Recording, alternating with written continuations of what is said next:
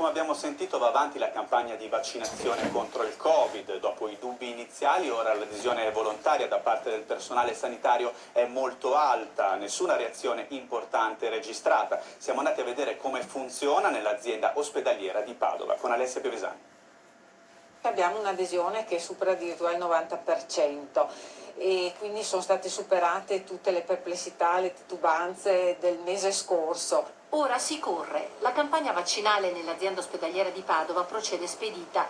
Dal 27 dicembre, data d'inizio, si sono fatte 1375 vaccinazioni. La prima dose intanto, la seconda fra 21 giorni. Tra gennaio e febbraio Pfizer consegnerà 9.000 dosi. Il ritmo di lavoro è serrato perché entro marzo si punta a concludere. In golfo sì, perché purtroppo per quanto si cerchi di andare, svolgere la vaccinazione ad un ritmo perfettamente organizzato, però ecco, ci vuole il tempo. I dipendenti sono poco più di 5.700, a cui si aggiungono 2.000 specializzandi. La priorità è stata data a chi lavora in aree Covid e via via verso gli altri reparti, dai più anziani ai più giovani. Da parte del sanitario, del dipendente, del lavoratore, c'è un estremo desiderio e attesa della possibilità dell'esecuzione del vaccino. Chi non ha ancora dato adesione, secondo lei perché non la dà? Alcuni timori possono esserci per il fatto che è un vaccino nuovo. Difficile è la fase di sovrapposizione tra chi dovrà fare ancora la prima dose e chi la seconda.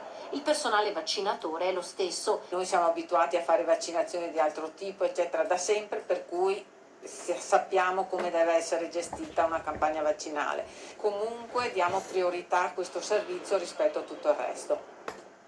E ora andiamo in montagna.